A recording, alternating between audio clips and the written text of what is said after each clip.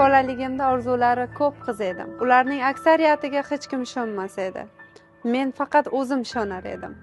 Yillar o'tib qanchalar soddadil qiz ekanligim uchun tanlagan yo'lim menga qanchalar qimmatga tushganini angladim. Men turmushga chiqqanimdan keyin hammasi o'zgaradi, hayotimga yorug'lik keladi, baxtli bo'laman deb ishongan edim. Ammo baxtga ergashgan yorug'lik asta-sekin so'na boshladi. Uy ichidagi bosim, qadrsizlanish, noto'g'ri munosabatlar, ular barchasi asta-sekin ruhimni ezib boshladi. Men esa sabr qildim. Chida, hammasi hali bo'ladi degan gaplarga ishondim. O'zimni esa unutgan ekanman. Rizq izlab turmush o'rtog'im bilan chet elga ketishga majbur bo'ldim. O'sha vaqtlarda qalbimdagi yagona nur dunyoga kelgan farzandim edi. Uni bag'rimga bosgan lahzalar menga juda ham kuch berar edi. Lekin hayot sinovlari ortidan yana menga sinovlar kelaverdi. Tushkun holatga tushgan kunlarim bo'ldi. Sababi farzandli bo'lganimdan keyin sog'lig'imda muammolar boshlandi. Turmush o'rtog'im sen bahona qilyapsan, sen aybingni aytmay turmushga chiqdingmi, kasalman ekansan-ku deb qo'llab-quvvatlash o'rniga yana ham meni ruhimga zarba berib, og'riq bera boshladi. Bir kun shunchalar og'riq kuchliligidan yiqildim.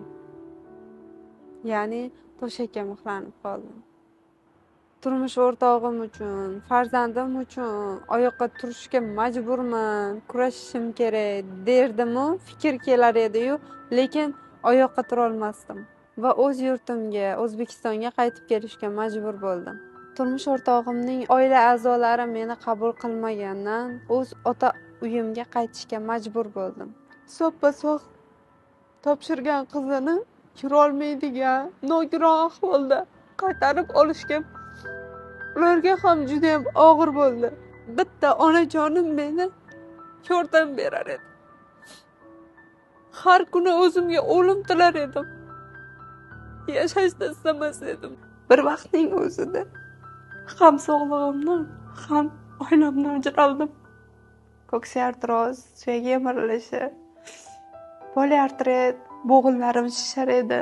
Og'riqdan dod solib ingrab chiqar edim kechalari bilan.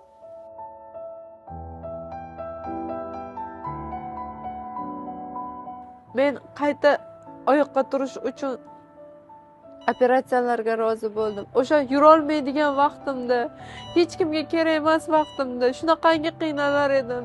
Shunaqangi vijdonim qiynalar edi. O'g'limning bittagina gap: "Ayajon, jo'nay, turing, ko'chaga olib chiqing" degan gapi juda ham qattiq deydi. Soppa-sog' o'ynab kulib yuradigan Madina kuni xasta oyoqqa qoladi deb hech ham o'ylamagan edim. Bu men uchun juda dahshatli azob edi. Endi men nogiron bo'lib qolamanmi? Endi men bir umr mana shu narsalarga suyanamanmi? Men ishongan dog'im qaniki? O'shanga suyanish o'rniga men shunga suyanamanmi? Ichimdan men butkul tamom bo'lgan edi. Shuncha qiyinchiliklarim yetmaganday, nomimga 25 million kredit oldi. Bu yiqilmasimdan oldin olingan edi kredit. Moddiy qiyinchiliklar ham kela boshladi. Bolamning kashalariga, pamperslariga pul yetkaza olmas edim. Men va farzandimdan kechgan turmush o'rtog'imni alimentga berishga majbur bo'ldim. Bu oson bo'lmadi. Sababi alimentga berganimdan keyin uyimga kelib tahdid qila boshladi. Seni yo'qotaman. Menga senday xotin kerak emas. Senday nogiron xotin kerak emas. Bolani olib qo'yaman deb tahdidlar qila boshladi. O'zi nogironligim yetmagandek, uni bosimlaridan charchadim. Bir kun eshik taqilladi.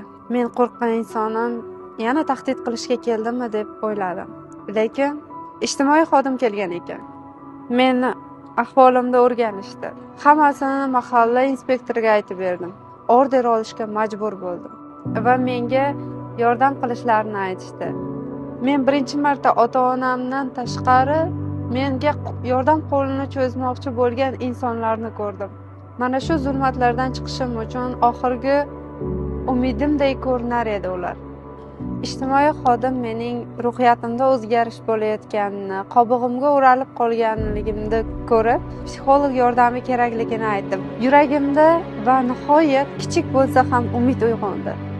Men inson markaziga bordim. Men u yerda nomi inson markazi emas, aslida haqiqiy insoniy maskan ekanligini his qildim. Ular meni jon quloqlari bilan tinglashdi. Qo'lidan kelgan jamiki yordamni berishdi. Psixolog bilan suhbatlar davomida o'zimning yoshlik davrimdagi shijoatli, jo'shqin, yerga ursa ko'kka sapchiydigan qizni esladim. Va men kuchli ekanligimni, hayotga qaytishim kerakligini aytdilar.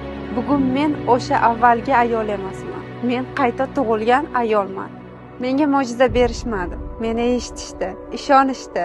Har bitta qadamimda qo'llab-quvvatlashdi. Va men ham o'zim kabi ayollarga yordam berishni xohlab, psixolog bo'lishni maqsad qildim. Psixologiya yo'nalishi bo'yicha o'qishga kirdim.